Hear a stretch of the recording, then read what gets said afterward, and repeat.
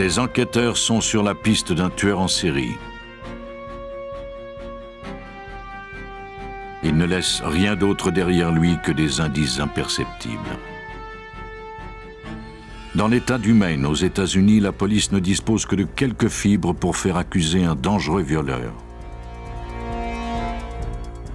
Les indices existent, mais il est impossible de les comparer à des éléments concrets.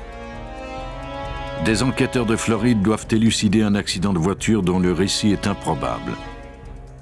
Les spécialistes légistes pourront-ils utiliser les fibres provenant du site de l'accident afin de découvrir ce qui est véritablement arrivé? La résolution de ces cas repose sur de minuscules fragments de fibres pratiquement invisibles à l'œil nu.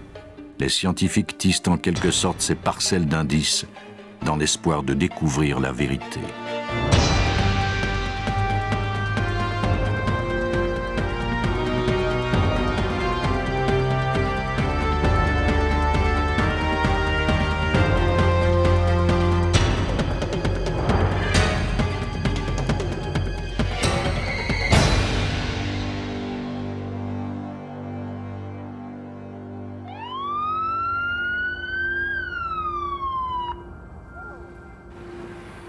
En 1981, une randonnée paisible en périphérie d'Atlanta, en Géorgie, aux États-Unis, se termina par une terrible découverte. On retrouva le corps d'un jeune homme en bordure d'un champ. Pour les policiers, cette scène devenait par trop familière. Depuis près de 21 mois, ils avaient découvert une vingtaine de corps dans des champs, des terrains vagues et des routes peu fréquentées. Les victimes étaient toutes de jeunes hommes noirs. La plupart avaient été étranglés. Certains d'entre eux étaient encore des enfants.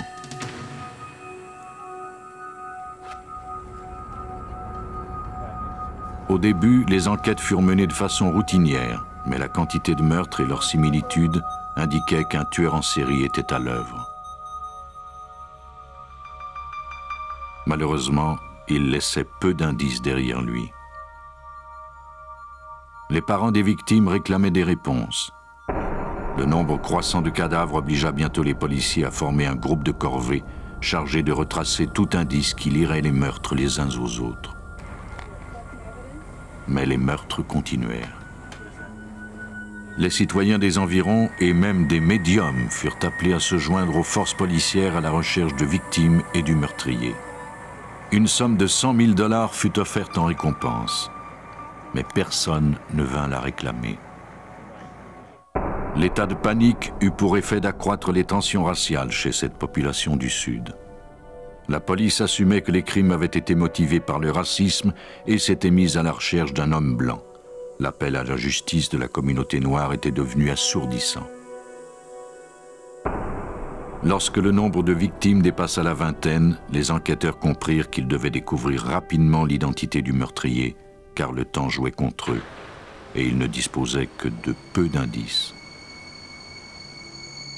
On fit appel au micro-analyste Larry Peterson du bureau d'enquête de la Géorgie afin qu'il se mette à la recherche d'indices microscopiques.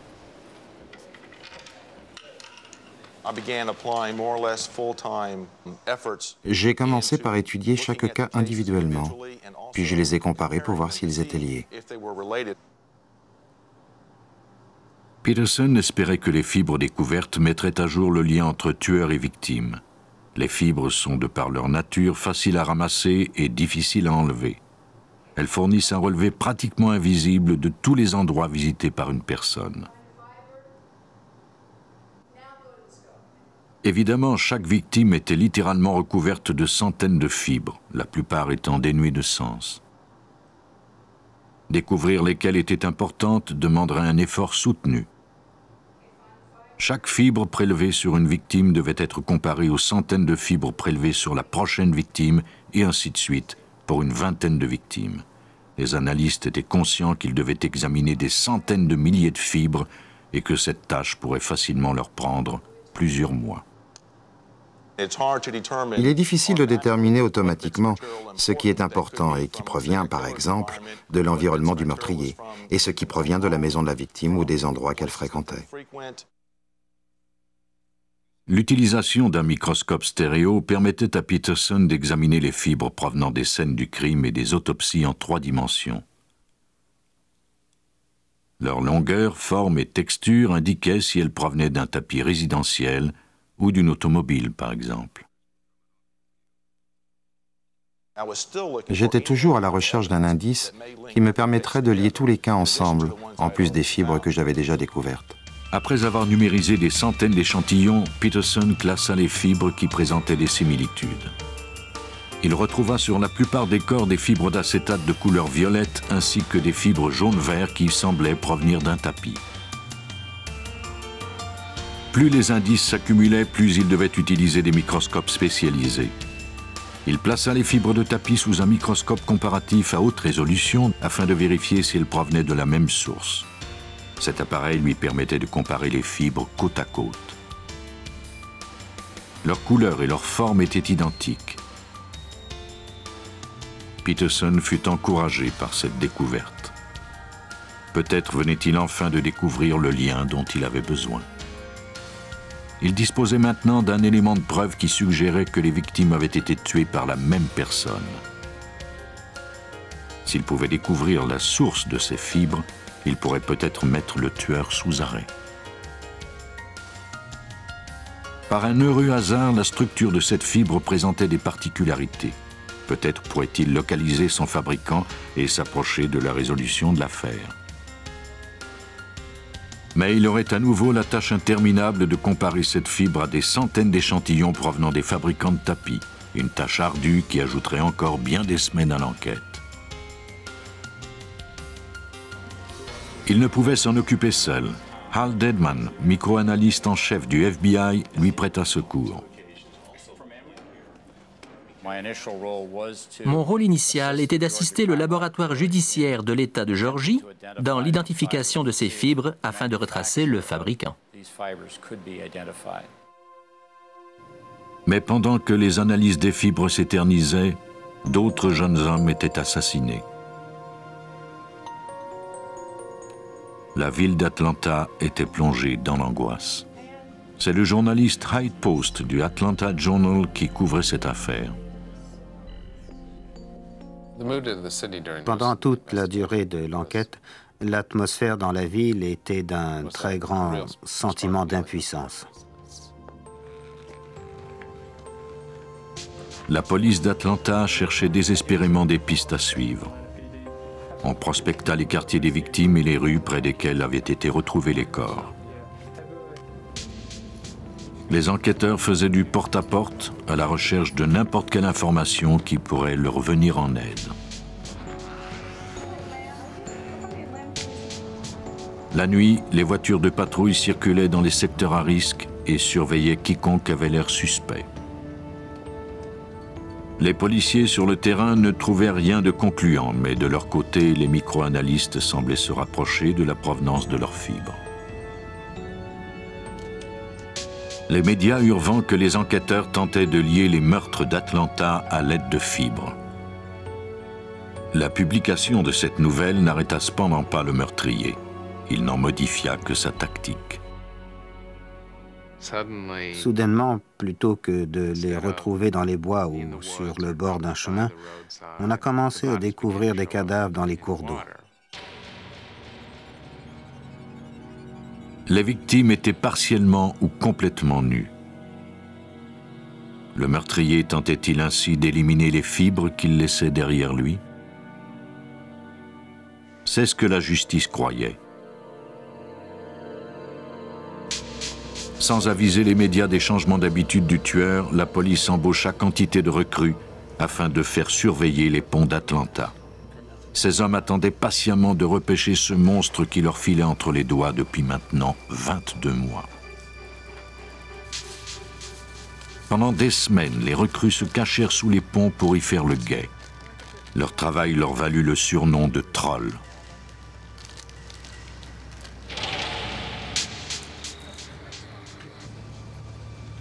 Il ne leur restait plus qu'à attendre que le tueur ne frappe à nouveau.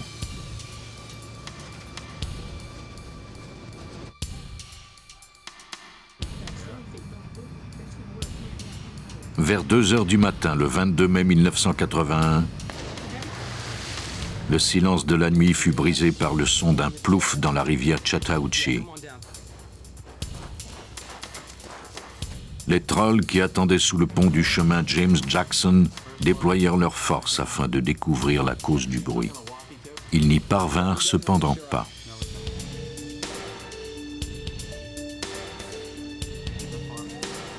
Ils notifièrent tout de même les officiers de garde qui interceptèrent une voiture et questionnèrent le conducteur.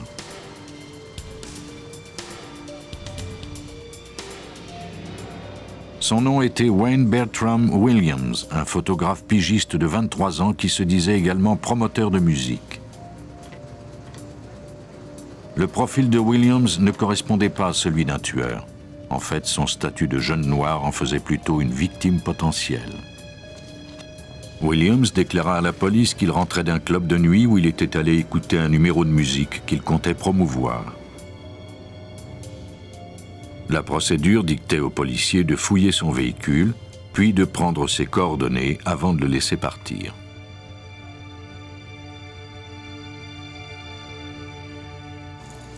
Deux jours plus tard, le corps de Nathaniel Cater, 27 ans, remonta à la surface de la rivière Chattahoochee en aval du pont du chemin James Jackson. Cater, un homme noir, présentait les mêmes caractéristiques que les autres victimes. Les médecins légistes déterminèrent qu'il avait été étranglé. Il était mort depuis approximativement 2 jours.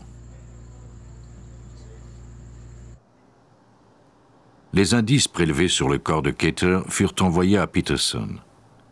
2 fibres avaient été prélevées dans les cheveux de la victime.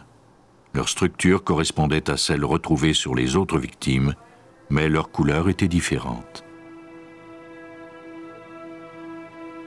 Peut-être avait-elle décoloré à cause de l'eau, ou bien y avait-il eu erreur. L'analyse de ces fibres sous une lumière polarisée confirma que c'étaient bel et bien les mêmes. La police décida de jeter un second coup d'œil à Wayne Williams. Un interrogatoire de Williams et une vérification de ses antécédents aida à dresser son portrait. Il était fils unique, surprotégé. Il avait abandonné ses études à l'âge de 19 ans. Personne ne l'avait vu à la boîte de nuit dont il avait parlé le soir, où les policiers l'avaient arrêté près du pont. Son alibi s'effondrait. Williams devint dès lors le suspect numéro 1. La police obtint des mandats de recherche pour sa maison et sa voiture. Williams, prétextant qu'il avait été accusé à tort à cause de sa couleur, tint une conférence de presse au cours de laquelle il proclama son innocence. Il ne permit cependant pas aux médias de prendre sa photo. They openly said, "You killed Nathaniel Cater, and you know it, and you're lying to us." They said that. Certains membres de la communauté noire trouvaient d'ailleurs anormal que Williams soit suspecté. Je crois que c'était très difficile pour cette communauté de croire qu'un noir ait pu commettre ces crimes et qu'il ait pu ainsi tuer d'autres noirs. Il n'y avait jamais eu de tueur en série de race noire auparavant. Le tueur en série type a environ 40 ans et il est blanc. Ce cas-ci était l'opposé.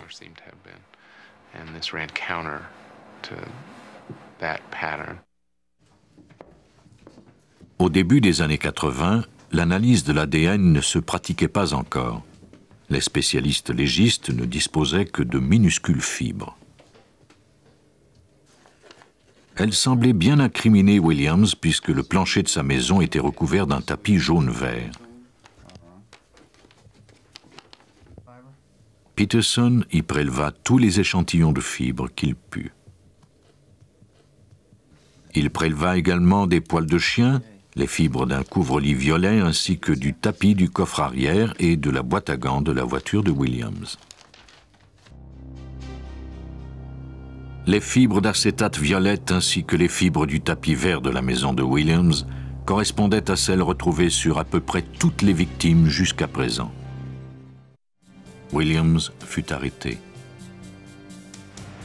Pour les spécialistes légistes, les preuves provenant des fibres étaient accablantes. Pour un jury, cependant, elles pouvaient porter à confusion. Dans un des articles que nous avons écrits au début du procès, nous expliquions que les preuves les plus accablantes pouvaient être placées dans un dé à coudre. Williams n'était pas le seul à subir son procès. Le procureur savait fort bien que la science qui avait permis son arrestation serait scrutée, elle aussi, à la loupe. La défense ferait tout pour détruire la crédibilité de cette expertise. Si on fait suffisamment de recherches et qu'on découvre un autre foyer où se trouverait le même tapis vert, quelles sont les chances que l'auto ait le même tapis et que la famille ait le même couvre-lit, les mêmes jetés et les mêmes vêtements? C'est vraiment ça la clé. Il est impossible de retrouver la même combinaison. Le 27 février 1982, après 11 heures de délibération, le jury déclara Wayne Williams coupable du meurtre de 2 hommes. 10 autres meurtres lui furent attribués pendant le procès. Les forces policières concluèrent, grâce aux fibres, que les 27 meurtres qui s'étaient produits entre 1978 et 1981 étaient bien l'œuvre de Williams. Les crimes de Williams étaient les premiers à être résolus grâce au seul recours des fibres. La quantité et la variété retrouvées sur ses victimes lui avaient tissé son propre piège. Dans un autre cas, cette fois-ci dans l'État du Maine, les enquêteurs disposaient d'encore moins d'éléments pour capturer un autre meurtrier. Le 30 novembre 1990 fut une journée sordide dans le nord du Maine.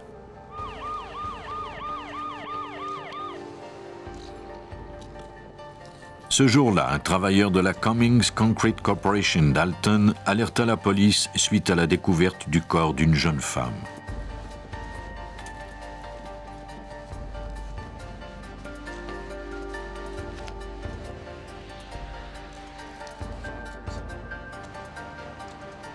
La victime était face contre terre.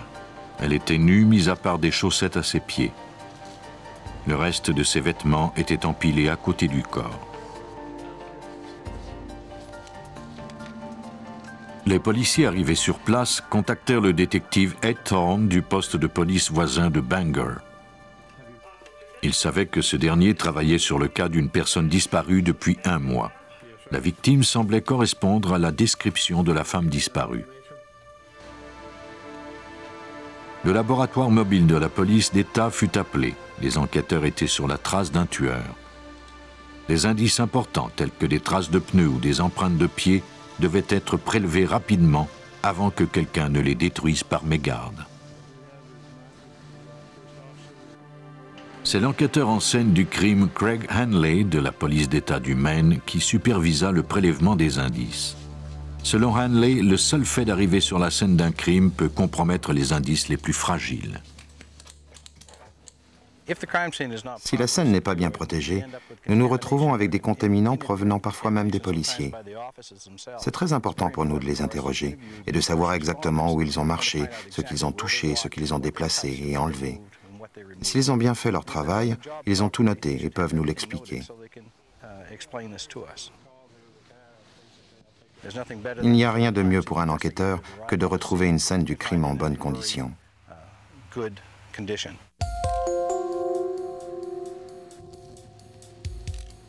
La scène fut enregistrée sur une bande vidéo et on prit des notes. On préleva des échantillons du sol et des débris. Il n'y avait aucune façon de savoir quels éléments étaient importants, surtout si l'on devait résoudre le cas à l'aide d'indices microscopiques. Les enquêteurs devaient répondre à 2 questions. Qui était la victime et qui l'avait tuée? Le corps fut envoyé au bureau du coroner où il fut autopsié et identifié. Ses vêtements et ses caractéristiques physiques correspondaient à Lisa Garland, 18 ans, la jeune femme dont Thorne était à la recherche. Elle avait été portée disparue 1 mois auparavant. Le médecin légiste confirma plus tard son identité grâce à la prise d'empreintes.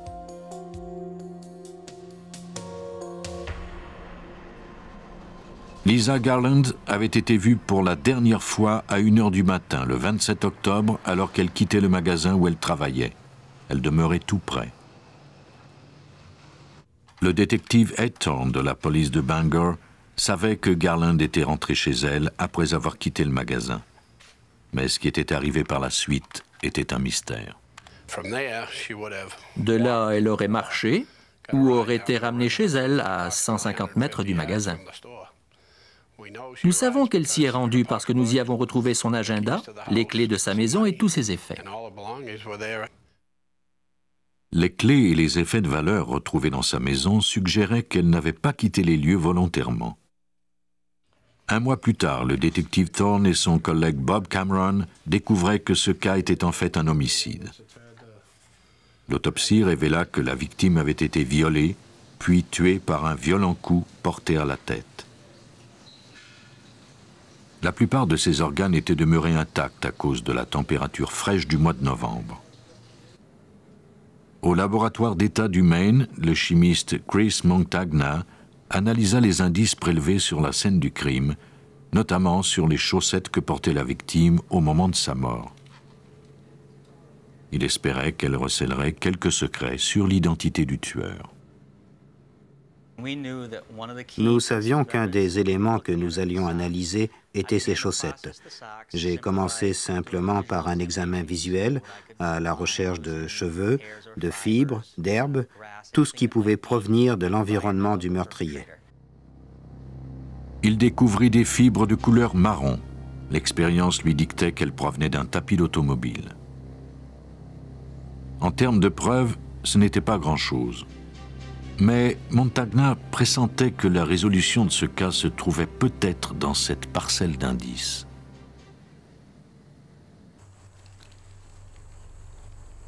En juillet 1991, une jeune fille de 15 ans faisait une randonnée à vélo sur un chemin isolé de York, dans le Maine, à environ 300 km au sud de Bangor.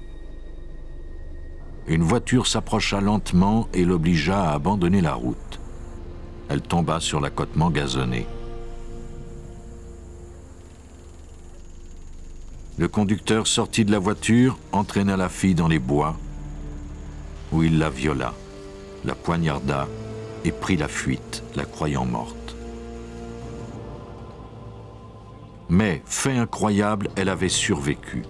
Après que son assaillant soit parti, elle parvint à se rendre à une maison voisine où elle demanda de l'aide. Au département de police de York, elle identifia immédiatement son assaillant à partir d'une photo judiciaire. Le suspect, David Fleming, était un violeur reconnu qui avait été libéré de prison seulement 9 mois auparavant. Dans un état aussi tranquille que le Maine, les nouvelles de cette nature voyagent rapidement. Après des mois de vaines recherches pour retrouver le meurtrier de Lisa Garland, le détective Thorne entendit parler du viol crapuleux de York. La police de Bangor s'intéressa aussitôt à ce David Fleming. Peut-être avait-il quelque chose à voir avec la mort de Lisa Garland. À York, l'ADN prélevé sur la victime s'avéra correspondre à celui de Fleming. Il plaida coupable pour le viol et l'assaut de la jeune femme de York et fut condamné à 80 ans de prison. Le cas du meurtre de Lisa Garland n'était toujours pas résolu. Les enquêteurs de Bangor étaient convaincus que s'ils parvenaient à comparer l'ADN de Fleming aux échantillons retrouvés sur la scène du crime, ils parviendraient à l'incriminer. Mais l'analyse de l'ADN serait longue. Aujourd'hui, elle s'effectue en seulement quelques semaines, mais au début des années 90, elle prenait des mois.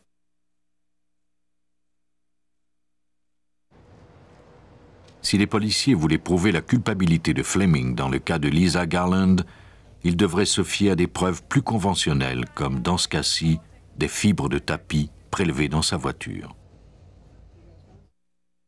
Les fibres furent envoyées au chimiste Chris Montagna, qui les compara à celles prélevées 8 mois auparavant sur les chaussettes de Lisa Garland. Montagna plaça chaque fibre sur les plateformes individuelles d'un microscope comparatif afin de les analyser côte à côte. Après quelques ajustements, il constata que le motif de rayures claires et foncées des fibres s'alignait parfaitement. Lorsqu'elles étaient placées bout à bout, les fibres semblaient former un seul fil. Elles provenaient sans aucun doute de la même source. les enquêteurs obtenaient enfin la percée qu'ils avaient tant espérée. Cette preuve permettait enfin aux détectives Thorne et Cameron d'associer des indices vieux de 8 mois à David Fleming.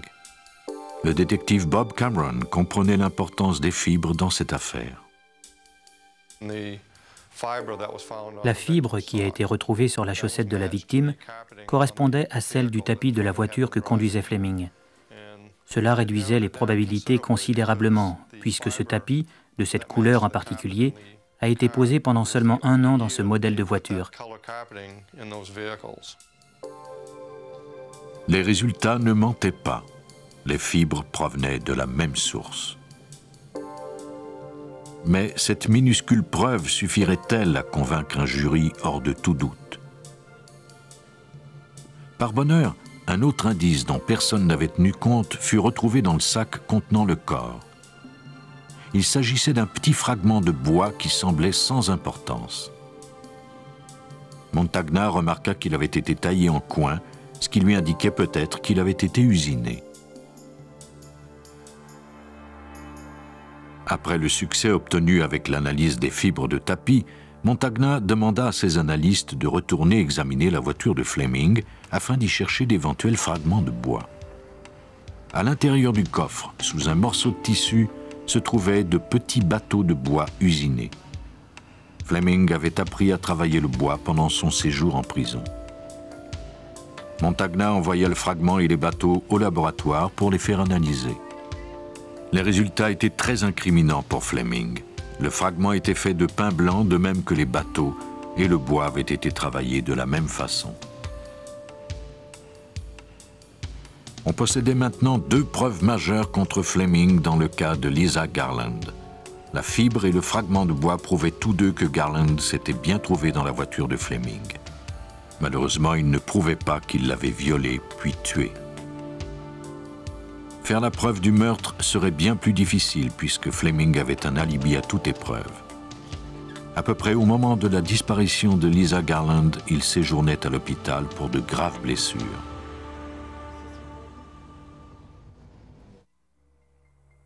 Lisa Garland avait été vue en vie la dernière fois alors qu'elle finissait son quart de travail au magasin de Bangor vers 1 h du matin, le 27 octobre. Vers 6 h du matin du même jour, David Fleming fut impliqué dans un accident de voiture qui l'obligea à séjourner à l'hôpital pendant 2 semaines. Les fibres démontraient que Garland s'était trouvé dans la voiture de Fleming, mais les détectives devaient découvrir à quel moment elle s'y était retrouvée s'ils voulaient prouver que Fleming en était le tueur. Ce dernier disposait de 2 chances pour enlever Garland. La première était pendant les 5 heures entre le moment de sa disparition et le moment de son accident. La deuxième était la période de 2 semaines après son congé de l'hôpital et la découverte du corps de Garland. Un examen révéla qu'elle avait été tuée peu après son viol, mais la température fraîche qui avait permis la conservation de son corps rendait le moment précis de son décès impossible à déterminer. La police savait qu'elle n'avait pas pu se trouver dans la voiture de Fleming pendant son séjour à l'hôpital puisque cette voiture était en réparation. Si on pouvait prouver qu'elle était morte avant l'hospitalisation de Fleming, on démontrerait ainsi qu'il était bien son meurtrier. Les enquêteurs devaient trouver un moyen de découvrir le moment précis de sa mort. La police de Bangor apprit qu'une photo aérienne de la scène du crime avait été prise 2 semaines avant la découverte du corps de la victime. À l'analyse de ces photos, les enquêteurs firent une découverte surprenante. Au début, c'était flou et indistinct, mais un agrandissement permit de le confirmer. Dans la fosse se trouvait bel et bien le corps de Lisa Garland.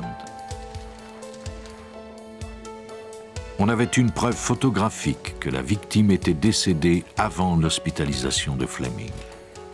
Cela impliquait obligatoirement qu'elle s'était trouvée dans sa voiture avant son accident. Les fibres avaient permis de démontrer la présence de Garland dans la voiture de Fleming.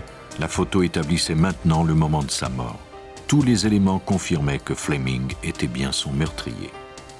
Les détectives Thorne et Cameron savaient qu'ils disposaient de tout ce qu'il fallait pour faire inculper leur homme. Mais vint ensuite la preuve irréfutable. L'analyse de l'ADN de la scène du crime était enfin terminée. L'analyse de l'ADN a été faite au labo du FBI et les résultats prouvaient qu'il s'agissait bien de l'ADN de Fleming. Les fibres prouvaient le lien entre la victime et la voiture. La photographie établissait le moment approximatif de sa mort. Et l'accident lui enlevait définitivement l'opportunité de s'en sortir, puisqu'il précisait encore davantage le moment du meurtre.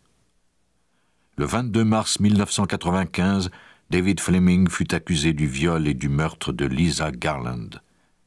Il écopa d'une sentence de prison à vie, en plus de 80 ans pour le viol de York.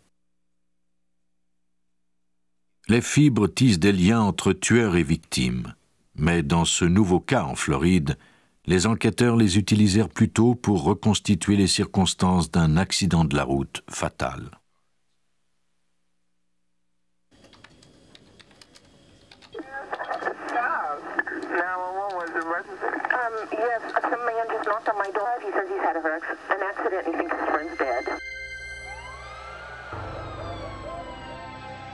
En 1994, sur une route de Tallahassee dans l'État de Floride, une douce soirée d'octobre se termina de façon tragique.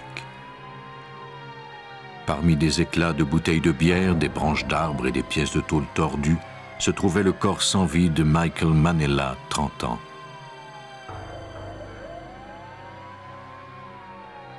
Une deuxième victime du nom de Curtis Davison était allée chercher de l'aide avant de retourner sur les lieux du drame où il était tombé inconscient. Pendant que les ambulanciers soignaient Davison, la police de Tallahassee évaluait la scène de l'accident. Le temps est un facteur important dans le cas d'un accident de la route.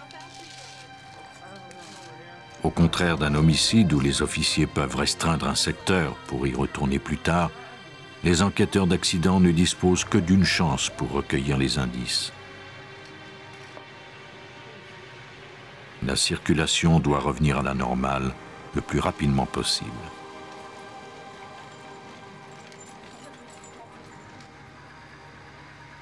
Ces derniers se fient d'ailleurs généralement au témoignage des passants comme première source d'information. Mais dans ce cas-ci, personne n'avait assisté à l'accident nocturne.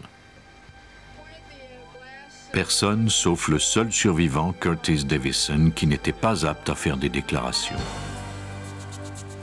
L'enquêteur en homicide accidentel, Mike Walker, dut donc se fier à sa seule expérience lors de son observation des lieux. Ce qui m'a frappé tout de suite, c'est que le côté du passager était presque complètement détruit. La portière du passager était pratiquement arrachée du véhicule et nous avions le côté du conducteur intact. Pour Walker, cela signifiait que le passager était le plus enclin à avoir subi des blessures. Il était improbable qu'il ait survécu, encore moins qu'il ait pu marcher. Pourtant, Davison déclara qu'il était bien le passager. Peut-être par miracle était-ce vrai, mais il était également possible que Davison mente pour éviter d'être accusé de la mort de son ami. Il était du ressort de Walker de découvrir la vérité. Les enquêteurs questionnèrent des témoins qui avaient vu les deux hommes avant l'accident. Selon eux, les deux hommes s'étaient rencontrés dans un bar du coin après le travail où ils avaient bu plusieurs consommations. On les avait ensuite vus le même soir dans un autre bar. Vers 1h du matin, ils en étaient sortis pour quitter les lieux en voiture. Malheureusement, personne ne savait qui avait pris le volant. Les détectives devraient se fier à l'analyse légiste seule pour leur indiquer qui conduisait. Mais d'abord, ils devaient obtenir des informations à propos de l'accident en tant que tel, comme la vitesse de la voiture, par exemple. Le lendemain matin, Walker retourna sur la scène de l'accident avec son partenaire David Folsom, qui recueillit les indices dont il avait besoin. Le véhicule suspect, la 300ZX, se dirigeait vers le nord. Alors qu'elle s'engageait dans la courbe, elle a perdu le contrôle. Le conducteur vira pour suivre la courbe, mais la force d'inertie de la voiture le poussa à continuer vers l'avant. Alors que la voiture quittait la route, elle commença à tournoyer, puis percuta un arbre. Le véhicule a continué de glisser sur le côté et a frappé un deuxième arbre. Cette collision l'a projeté vers le haut et il est retombé sur l'accotement, 12 mètres plus loin. Lorsqu'un véhicule change de direction à haute vitesse, ses pneus glissent sur les côtés et laissent des marques sur la chaussée.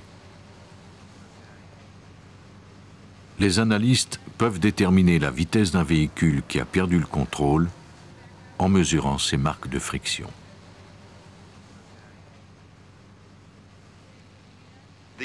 L'analyse nous a révélé que la voiture roulait à une vitesse approximative de 150 km/h. Depuis le début de l'enquête, les policiers pressentaient que l'alcool avait peut-être joué un rôle dans l'accident. Des bouteilles de bière avaient été retrouvées sur la scène et les ambulanciers et les agents de police avaient détecté une odeur d'alcool dans la laine de Davison et sur le corps de Manella. Si Davison était le conducteur et qu'il était ivre, il fallait tester le niveau d'alcool dans son sang rapidement. Un échantillon de son sang fut prélevé 2 heures après l'accident. Comme nous soupçonnions qu'il était le conducteur, il était très important que nous prélevions un échantillon de sang, parce que l'alcool se dissipe rapidement du système sanguin. Walker et Folsom envoyèrent l'échantillon le matin même au laboratoire judiciaire du département de justice de Floride pour mesurer le taux d'alcoolémie.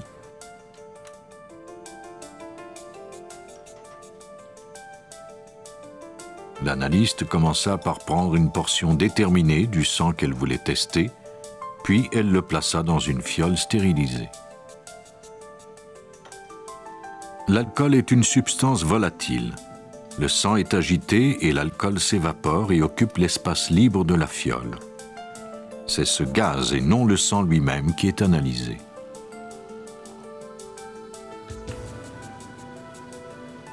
Le gaz est tiré dans un chromatographe qui identifie les composantes et leur concentration.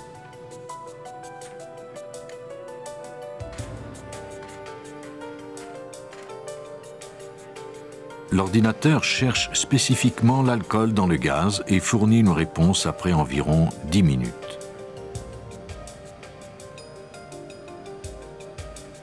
Dans le cas de Davison, les résultats indiquaient que le niveau d'alcool était à 0,04, soit en dessous de la limite prescrite par la loi de Floride. Mais son sang avait été prélevé à l'hôpital et non pas au moment même de l'accident. L'analyste, connaissant la vitesse de la dissipation de l'alcool, calcula le taux de Davison 2 heures plus tôt, soit au moment où l'accident s'était produit. Le niveau d'alcool dans le sang de Davison au moment de l'accident fut estimé entre 0,06 et 0,08. Dans l'État de Floride, un taux supérieur à 0,05 est considéré comme illégal. Les enquêteurs devraient cependant encore prouver que c'était bien lui qui se trouvait derrière le volant. De retour au bureau, Walker jeta un œil à des photos de l'accident et les compara à ses notes. La version de Davison était illogique. En tout premier lieu, il y avait le système de protection. Walker se rappelait avoir constaté que le sac gonflable du conducteur s'était déployé. Ce genre de sac fixe le conducteur sur son siège. Si Manella avait été au volant, il n'aurait pas pu être éjecté ainsi. Pourtant, son corps avait été retrouvé à 12 mètres de la voiture. Par contre, la ceinture de sécurité du passager ne semblait pas avoir été utilisée. Quiconque était assis dans ce siège pouvait facilement être éjecté. Un autre élément paraissait singulier. On avait retrouvé l'empreinte ensanglantée d'une main sur la porte du conducteur. Elle était trop barbouillée pour être analysée, mais il était presque impossible que Manella soit sorti par là après l'accident. Selon Folsom, cependant, il fallait éviter de sauter aux conclusions trop rapidement. On ne pouvait pas présumer que s'il y avait une empreinte de sang, c'est parce que le conducteur l'avait faite. Elle pouvait provenir de ce qu'on appelle la contamination d'une scène. Un des ambulanciers avait pu la faire. Mais c'était suffisant pour semer un doute quant à l'identification du conducteur, s'il s'agissait de l'homme vivant ou de l'homme décédé. Les analystes ne manquaient pas d'éléments ou d'indices, mais ils devaient leur donner un sens. L'enquêteur en accident, Mike Walker, fit remorquer la voiture à la fourrière de la police pour la faire analyser.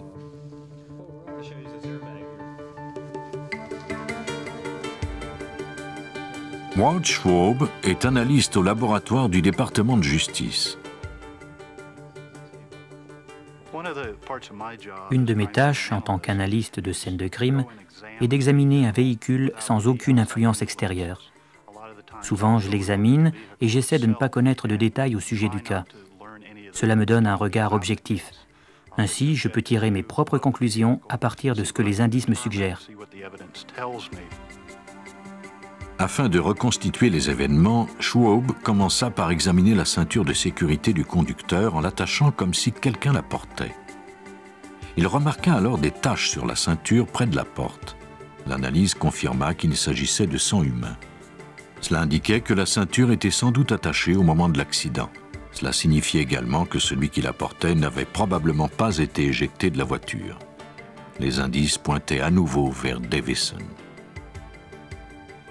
Ces indices étaient suggestifs mais fragiles. Même si on faisait la preuve qu'il s'agissait du sang de Davison, la défense pourrait rétorquer que le sang avait été projeté lorsque la voiture tournoyait ou que Davison l'avait taché après l'accident alors qu'il titubait autour de la voiture. Pour élucider cette affaire, les enquêteurs devaient chercher des indices qui correspondaient à 3 critères. Premièrement, l'indice devait avoir été fait au moment de l'impact. Deuxièmement, il devait être unique à l'individu qui l'avait laissé. Et troisièmement, il devait prouver indubitablement où étaient assis les 2 hommes. Les enquêteurs comptaient sur les fibres pour répondre à ces questions. Ils firent appel au service de la microanalyste Paula Sauer du laboratoire judiciaire régional. Walker et Folsom remirent à Sauer les différentes pièces à conviction provenant de l'accident, notamment le tableau de bord portant 2 marques ainsi que les vêtements des victimes. Les marques se trouvaient du côté du passager.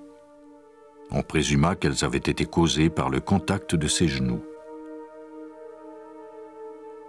La force de l'accident avait été telle que la friction avait produit de la chaleur et que des fibres s'étaient pour ainsi dire collées au vinyle.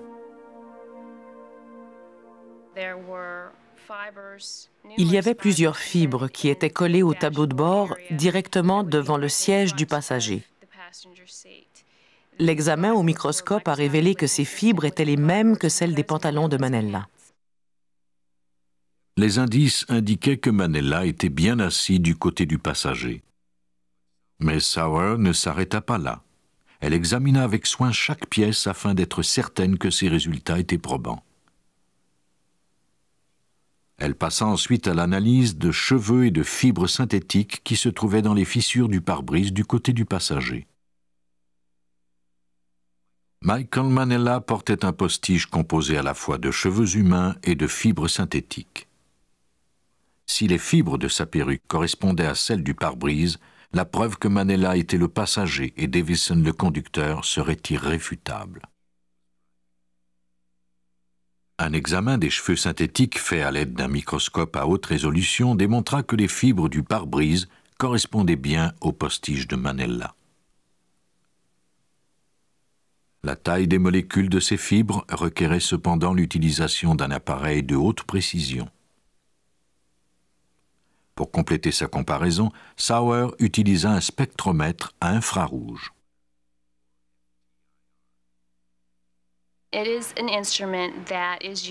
Cet instrument est utilisé pour déterminer la classe générique des fibres synthétiques. On peut ainsi découvrir s'il s'agit de nylon, de polyester ou d'acrylique. Cette technique est très efficace parce que nous examinons les molécules qui constituent ces fibres, ce qui nous donne une identification très précise.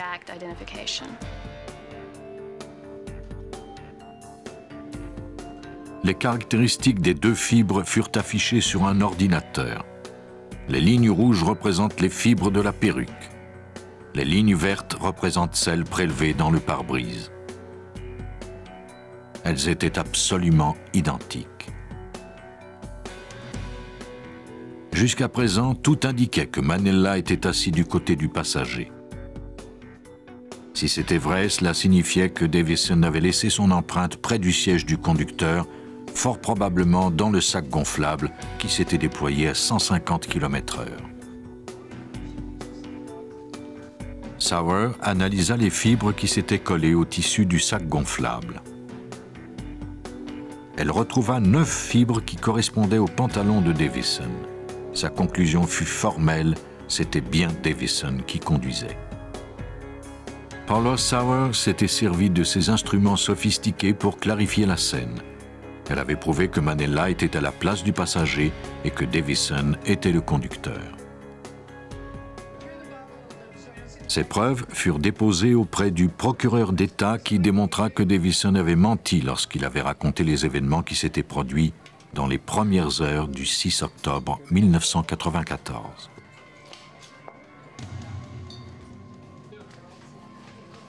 Le procureur déclara qu'après avoir bu toute la soirée, Curtis Davison avait pris place derrière le volant de la Nissan 300ZX de Manella. Probablement excité à l'idée de conduire une voiture sport, Davison avait poussé l'accélérateur à fond sur cette petite route. Ignorant les limites de vitesse, Davison avait poussé l'accélérateur jusqu'à 150 km/h. Dès qu'il amorça le virage, Davison perdit le contrôle. La voiture ne répondant plus aux commandes, elle glissa sur l'accotement et percuta un arbre. Michael Manella, assis à la place du passager, fut éjecté du véhicule. Il ne portait pas sa ceinture de sécurité. Le bolide continua à tournoyer, heurtant un deuxième arbre avant de retomber sur l'accotement. Davison avait eu la vie sauve grâce au sac gonflable. Il s'extirpa de la voiture et en fit le tour à la recherche de Manella. Sa main avait laissé une empreinte de sang sur la porte. Manella gisait mort sur la route. Davison partit quérir de l'aide. Le jury de la cour de Tallahassee ne prit que 10 minutes pour déclarer Davison coupable d'homicide involontaire et de négligence criminelle. Il fut condamné à 7 ans de prison. L'analyse de minuscules fibres banales a permis l'inculpation de 3 hommes qui niaient toute implication dans leurs crimes respectifs. Grâce à l'habilité des scientifiques légistes à identifier la structure même des fibres dans leurs plus infimes particularités, justice peut être faite.